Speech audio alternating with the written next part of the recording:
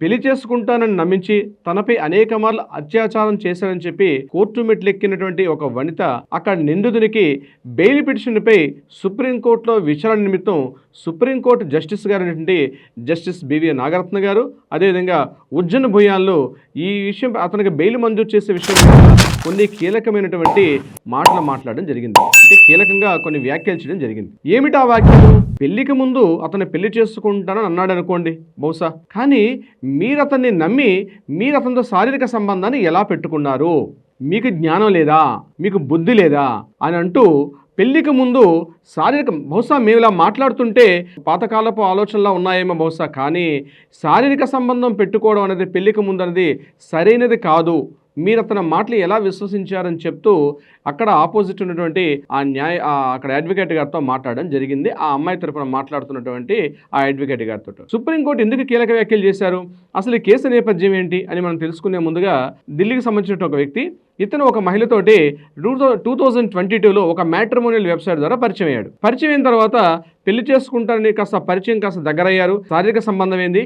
ఇక్కడ విశేషం ఏంటంటే ఆ అమ్మాయి ఇతనితో కలిసి ఢిల్లీలోను అదేవిధంగా దుబాయ్లోను అనేక మార్లు జర్నీలు చేసి అక్కడ శారీరక సంబంధం కూడా పెట్టుకోవడం జరిగింది. ఇంకా మ్యారేజ్ మాత్రం చేసుకోవాలి. అయితే వీళ్ళిద్దరూ ప్రైవేట్గా కలిసినటువంటి కొన్ని సమయాల్లో అతను కొన్ని వీడియోస్ చేశాడని, తర్వాత ఈ అమ్మాయి పదే మ్యారేజ్ చేసుకోమని ఒత్తిడి చేస్తుంటే నువ్వు గట్టిగా మాట్లాడితే ఈ వీడియోలు నేను రిలీజ్ చేస్తానని చెప్పి ఆమెను బెదిరించడం కూడా జరిగింది. తర్వాత 2024లో ఆ అబ్బాయి అప్పటికే ఆల్రెడీ మ్యారేజ్ అయి ఉంది. అతనికి మ్యారేజ్ అయి ఉన్నప్పటికీ కూడా 2024లో ఈయన మరొక అమ్మాయిని మ్యారేజ్ చేసుకోవడం కూడా జరిగింది. ఈ అమ్మాయితోటి ఫ్రెండ్షిప్ కొనసాగిస్తూనే ఆల్రెడీ ప్రీవియస్ మ్యారేజ్ అయింది. అంతేకాకుండా ఈ ఇద్దరు పరిచయంలోనే మరొక అమ్మాయిని 2024లో మ్యారేజ్ చేసుకున్నాడు. ఈ విషయం తెలిసినటువంటి ఆ మహిళ ఫ్యామిలీ కోర్టులో ఫైల్ చేయడం, తిన్నగా సుప్రీంకోర్టులో దీని మీద ఆర్గ్యుమెంట్స్ కూడా రావడం జరిగింది. అప్పుడు సుప్రీంకోర్టులో ఉన్నటువంటి అతను కొద్ది రోజుల పాటు జైల్లో ఉన్న తర్వాత అతనికి బెయిల్ మంజూరు చేసే విషయం మీద కాస్త డిస్కషన్స్ నిన్న కోర్టులో జరగడం జరిగింది. దీనికి సంబంధించి అతనికి బెయిల్ మంజూరు చేసే విషయం మీద సుప్రీంకోర్టులో వాదోపవాదాలు జరిగాయి. అందులో దానికి సంబంధించి ఇక్కడ జస్టిస్ బివి నాగరత్న గారు అదేవిధంగా ఉజ్జన భూయాలు ఇద్దరు కూడా మాట్లాడుతూ ద్విసభ్యత ఒక ధర్మాసనం అనమాట. వాళ్ళు మాట్లాడుతూ ఏమన్నారంటే, ఇలా మ్యారేజ్కి ముందు శారీరక సంబంధం పెట్టుకోవడం అనేది సరైనది కాదు. ఎందుకు సరైనది కాదు? మ్యారేజ్ చేసుకుంటానని చెప్పాడు అనుకోండి, కానీ మ్యారేజ్ వరకు ఆగొచ్చు కదా. మ్యారేజ్ కాకుండా మీరు దానికి ఎందుకు వెళ్ళారు? మీరు ఆ శారీరక సంబంధాన్ని పెట్టుకున్నారు.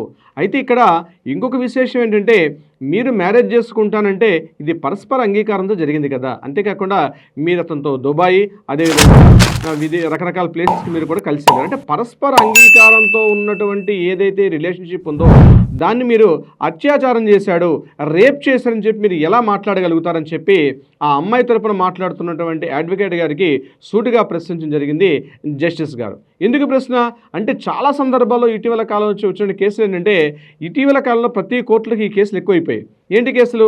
ఇద్దరు కలుస్తారు, ఫ్రెండ్షిప్గా ఉంటారు, లవ్ చేసుకొని మ్యారేజ్ మాత్రం చేసుకోరు. ఈ తర్వాత వీళ్ళ రిలేషన్షిప్ కుదరలు అయిన తర్వాత ఈ అమ్మాయి కోర్టు మెట్లను ఆశ్రయించి అతను కాస్త రివర్స్ అయితే, అదిగో నేను మాతో పరిచయంతో మీ ఇద్దరు రిలేషన్షిప్ పెట్టుకున్నాం, మ్యారేజ్ చేసుకుంటానని నమ్మించి మోసం చేసి నన్ను ఈరోజు అవాయిడ్ చేశాడు, నా మీద అత్యాచారం చేశాడు, నన్ను రేప్ చేశాడని చెప్పి కేసులు పెట్టడం జరుగుతుంది. సో దీన్ని ఉద్దేశించి ఇక్కడ అమ్మాయి కూడా ఇదే కేసు పెట్టడం జరిగింది.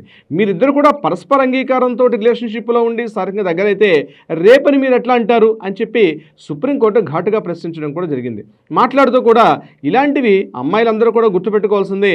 మ్యారేజ్కి బిఫోర్ శారీరక సంబంధాలు పెట్టుకునే విషయంలో 1-2 సార్లు ఆలోచించుకోవాల్సిన పరిస్థితి ఉంటుంది. ఎందుకు ఈ మాట చెప్తున్నారంటే, అత్యాచారం చేశాడన్నటువంటి ఏదైతే అలిగేషన్ పెడుతున్నారో, అత్యాచారానికి ముందు అసలు మీరు ఆయనతో పాటు రకరకాల ప్లేసెస్కి వెళ్ళారంటే అది మీ పరస్పర అంగీకారంతో జరిగిందని ఊహించుకోవచ్చు కదా, అలానే మాట్లాడుకోవచ్చు కదా. అటువంటిప్పుడు మీరు అతన్ని అంటే అతనికి బెయిల్ ఇవ్వాలి కాబట్టి.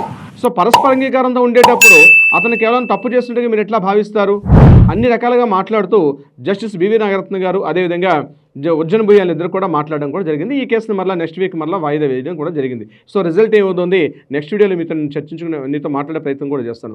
ఎందుకు మనం ఇలాంటి అప్డేట్స్ గురించి మాట్లాడుకుంటున్నాం అంటే, చట్టాలు ఒక రకంగా ఉంటాయి, సైటేషన్స్ ఒక రకంగా ఉంటాయి. కానీ కొన్ని సందర్భాల్లో సైటేషన్స్ గమ్మత్తుగా ఉంటాయి. అంటే చాలా వందలాది వేలాది కేసులు ఈరోజు కోర్టుల్లో రకరకాల తర్జన భర్జనలు పడుతున్నప్పుడు రీసెంట్గా వస్తున్నటువంటి అప్డేట్స్ కూడా మనకి ఈరోజు ఒక కొంత వెసులుబాటుగా ఉండే అవకాశం, అప్డేట్గా మనం తెలుసుకోవాల్సిన పరిస్థితి కూడా ఉంటుంది. ఇక్కడ ఈ పర్టికులర్ కేసు విషయం మనకు తెలిసింది ఏంటంటే, పెళ్లి చేసుకుంటానని మోసం చేసి అతనితో రకరకాలుగా తిరిగిన తర్వాత శారీరక సంబంధం పెట్టుకున్న తర్వాత ఈరోజు అతను నా పెళ్లికి నిరాకరించడం చెప్పి అత్యాచారం చేశాడు అంటే ఇతరత్ర వేరే కేసు పెట్టుకోవచ్చు. కానీ అత్యాచారం చేశాడు అంటే రేప్ చేసిన కేసుని మీరు ఎలా పెట్టగలుగుతారు?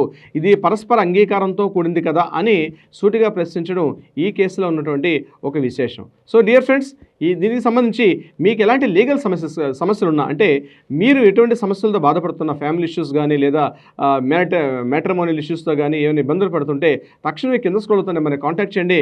మా లీగల్ టీం మీకు అప్రోచ్ అవుతారు, కావాల్సినటువంటి సలహా సమాచారం కూడా చేస్తారు. అంతేకాకుండా మీ కేసు కోర్టు వివాదాలు ఉంటే వాటికి పరిష్కారం అయ్యే దిశగా కూడా ప్రయత్నం చేస్తారు. Thank you so much my dear friends.